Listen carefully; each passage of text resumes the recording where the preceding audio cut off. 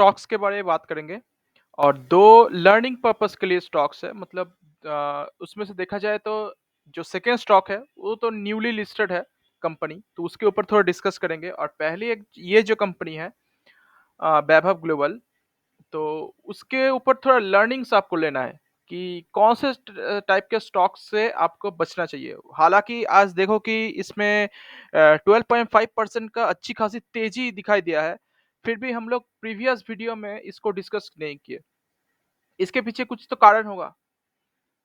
तो वो कारण क्या है थोड़ा देख लेते हैं। तो पहले देख लेते हैं कि एक दिन में आज जैसे कि 12.5% का अच्छी खासी तेजी इसमें देखी गई थी। अ, अब कंपनी के बारे में थोड़ा देख लेते हैं।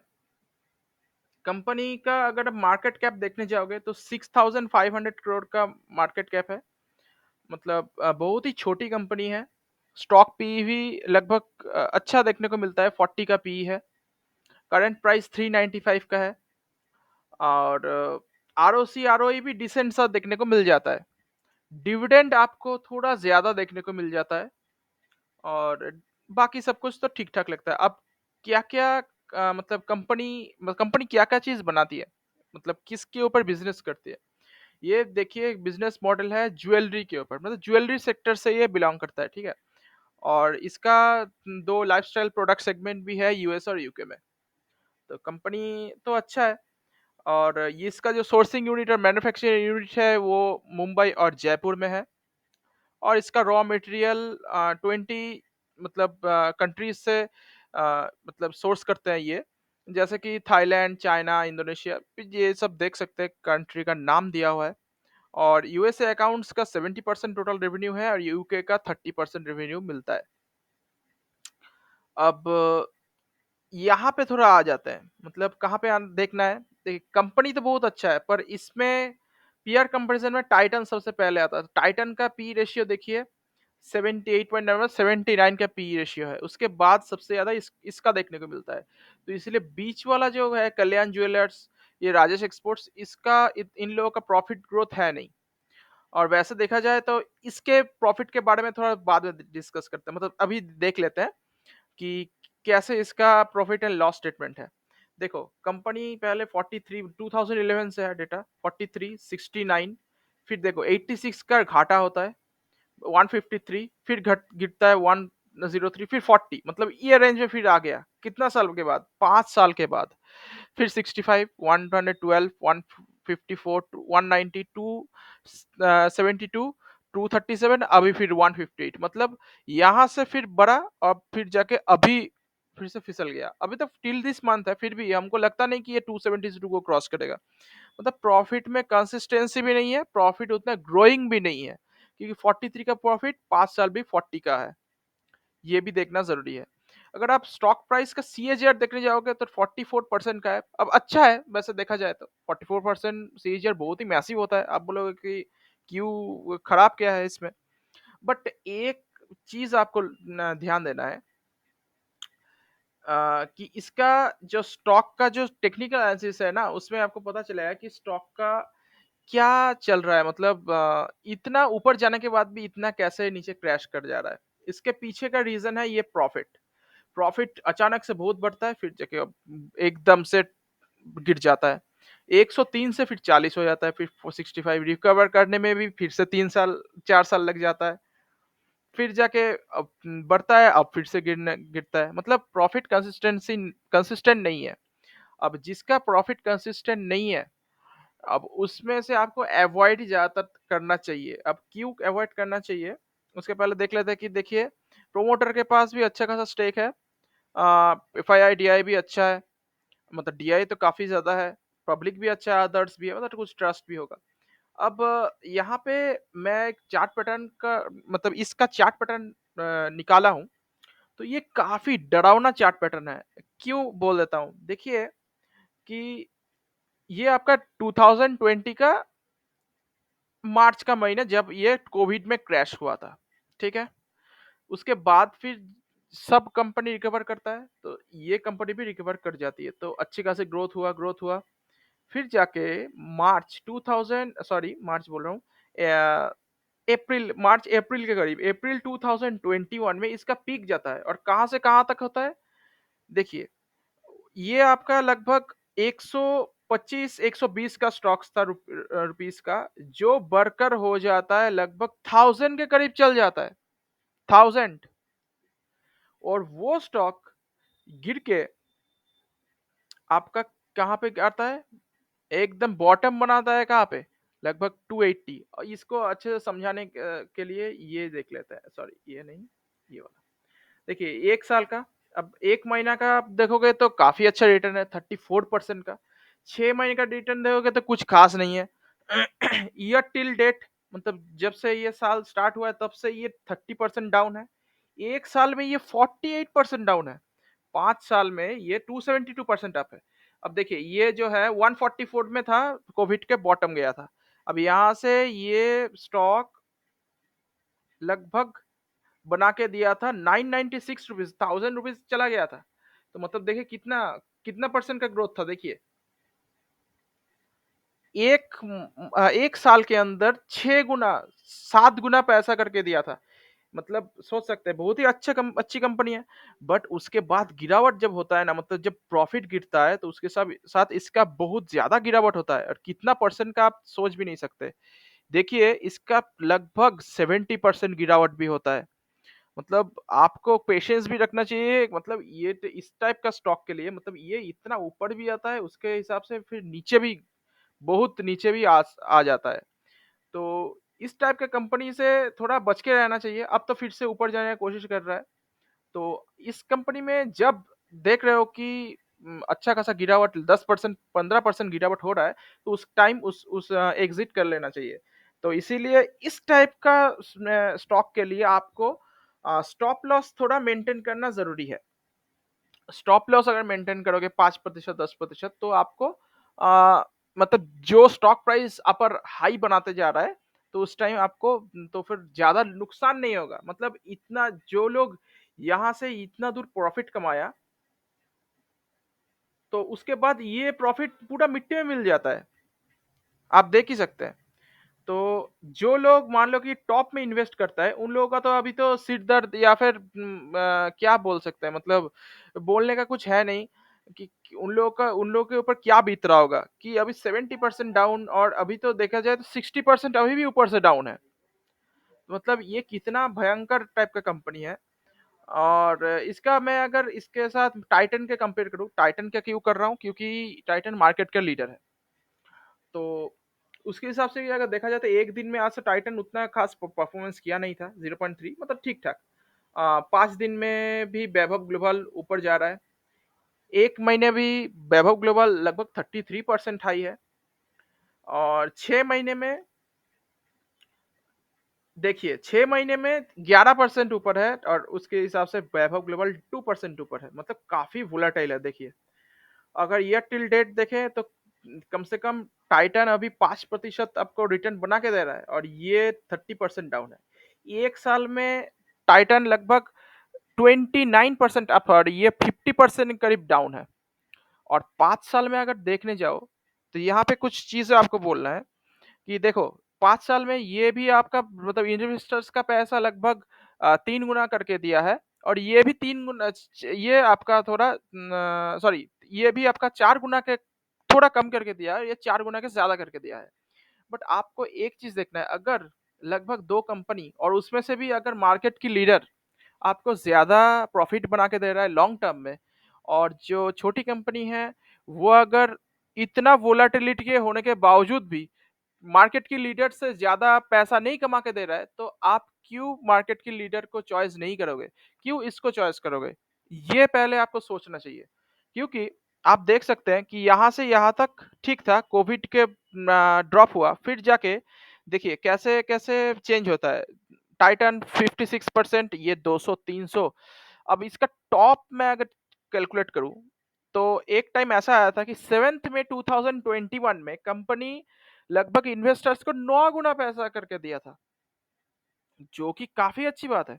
और ये टाइटन सिर्फ दुगना से थोड़ा ज़्यादा करके दिया था। तो तब सब लोग इन्वेस्टर्स बोल रहे थे, "क्या टाइटन उतना कंपनी अच्छा है ही नहीं। उसमें क्यों इन्वेस्ट करें?" ये सब बहुत लोग बोल सकता है।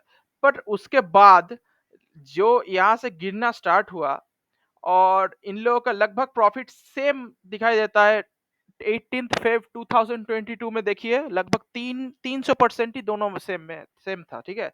और बाद में ये चीज क्रॉस कर गया टाइटन ने। मतलब अल्टीमेट किसका प्रॉफिट हो रहा है, जो लोग टाइटन में इन्वेस्ट किया था उन लोगों का धीरे धीरे स्मूथली 5 साल में पैसा 3 गुना हो रहा है। और इन लोगों का जो वैभव ग्लोबल में इन्वेस्ट किया है उन लोगों का पैसा टेंशन के साथ 3 गुना कर रहा है। तो आपको टेंशन के साथ जाना जाना है या टेंशन फ्री होकर मतलब रहना है, तो इस ये आप खुद डिसाइड कर सकते हैं। तो ये तो हुआ इस कंपनी के बारे में बात। फिर नेक्स्ट एक कंपनी के बारे में बात करते हैं जिसका नाम है ड्रीम फोक सर्विसेज। ये कंपनी लिस्टेड हुआ है, आईपीओ अलर्ट्स गेन ओवर 55%। मतलब जो आईपीओ का जो प्राइस था उससे 55% से ज्यादा प्राइस के ऊपर, मतलब 55% हायर गेन के साथ ये कंपनी लिस्ट होता है बाजार में। तो कंपनी देख सकते हैं कि 508 का मतलब स्टॉक का लिस्टिंग होता है एनएसई में, मोर देन 56%, जिसका अगर देखने जाओ तो 326 इसका आईपीओ इशू प्राइस था, जो कि अच्छी बात है। और 57 टाइम्स इसका सब्सक्राइब हो गया था, मतलब जितना आईपीओ में जितना ऑफर में जितना शेयर्स दिया गया था उससे 57 टाइम्स ये बिकवाली हुआ था। मतलब देखिए कि लगभग 94,000 शेयर्स ऑफर में था, पर 54 sorry extremely sorry 53 crore shares इसका बिका। तो ये एक अच्छा चीज है। वैसे अगर आपको आईपीओ में इन्वेस्ट करना है और लिस्टिंग गेन आपको अगर लेना है, तो आपको एक चीज देखना है कि जीएमपी क्या है। जीएमपी मतलब लास्ट दिन जो आईपीओ का, मतलब जितना दिन तक आईपीओ चलता है उसका लास्ट दिन में आपको जीएमपी चेक करना है। जीएमपी मतलब ग्रे मार्केट प्रीमियम। वो अगर आपको ऊपर के तरफ दिखने को मिल जाए, तो आपको मतलब सोचना है कि ये चीज, मतलब जो कंपनी अभी लिस्ट होने जा रहा है कंपनी, मतलब शेयर मार्केट में, उसमें आपको प्रॉफिट मिलेगा ही मिलेगा, 100% श्योर। मतलब जीएमपी देख के ही आपको इन्वेस्ट करना है, ठीक है। तो कंपनी के बारे में थोड़ा देख लेते हैं। कंपनी वैसे तो लिस्ट हुआ है कल, और आज वैसे इसमें गिरावट हो चुका है मतलब इसलिए बोलते हैं कि लिस्टिंग गेन के दिन के बाद या फिर लिस्टिंग गेन के दिन कभी भी न्यूली लिस्टेड कंपनी में पहले दिन में आपको इन्वेस्ट नहीं करना चाहिए। उसका रीजन ये है क्योंकि लिस्टिंग गेन के बाद भी बहुत लोग बेच देते हैं अपने शेयर्स को, क्योंकि उन लोगों से लिस्टिंग गेन से ही मतलब होता है। स्टॉक प्राइस से मतलब स्टॉक आगे कितना ग्रो करेगा, इन लॉन्ग टर्म इन्वेस्ट के लिए ये सब इन लोग नहीं रखते। तो इसका अगर आप अभी स्टॉक भी देखने जाओगे तो 153 का प्रीमियम वैल्यूएशन है, क्योंकि अभी न्यूली लिस्टेड कंपनी है तो प्रीमियम वैल्यूएशन पे हर कोई रहता है। जोमेटो भी अगर देखने जाओगे तो इसका पीई भी बहुत हाई वैल्यूएशन पे था तब। पर एक बात है बोलना चाहूंगा कि जोमेटो तो आपका लॉस मेकिंग कंपनी है, तो जब लिस्टिंग हुआ था तब उस टाइम Q1 या फिर कोई भी क्वार्टर का रिजल्ट नहीं आया था, तो इसीलिए उस टाइम वैल्यूएशन कोई भी सेट हो सकता है। तो ये वैल्यूएशन देख के आपको इन्वेस्ट नहीं करना है। पहली पहली बात, ये newly listed company, ROC ROE काफी अच्छा देखने को मिलता है। अब एक देखिए, ये देखिए 550 का हाई था जो अभी 452 का हो चुका है। तो कंपनी का डिटेल्स आज देखेंगे और प्रॉफिट का ग्रोथ देखने वाले, क्योंकि प्रोमोटर का अभी तक तो डेटा आउट नहीं होगा क्योंकि छोटी कंपनी है। मात्र 2359 करोड़ का कंपनी है। अब देखते हैं ये कंपनी किस में है।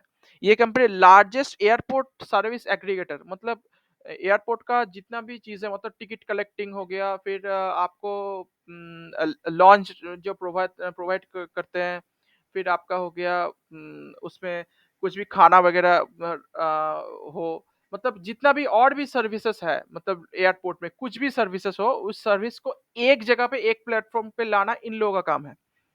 तो यहाँ पे इन लोगों का 95% मार्केट शेयर है, जो कि बहुत ही अच्छी बात है। और यहाँ पे Indian issue credit card, debit card access, airport lounges देखिए, और 68% overall lounges access volume in India.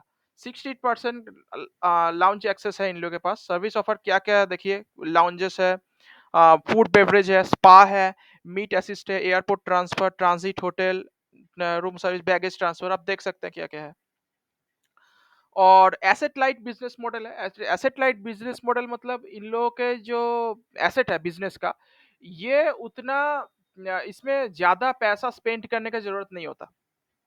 तो इन लोग सिर्फ़ क्या करता है, डेबिट कार्ड और क्रेडिट कार्ड इश्यू कर देता है। इश्यू कर देता है मतलब इन लोग कॉर्पोरेट क्लाइंट्स के साथ मतलब काम-काज करता है। तो और इधर देखा जाए तो इन लोगों के साथ कौन-सा नेटवर्क है, नेटवर्क प्रोवाइडर्स देखिए, वीज़ा है, मास्टरकार्ड है, रुपे है। तो ये सब आईसीआईसीआई बैंक के साथ इन लोगों का कोलैबोरेशन है, एक्सिस बैंक, जितना भी सारे बैंक्स हैं, एसबीआई कार्ड्स है, तो अच्छी बात है, देखा जाए तो।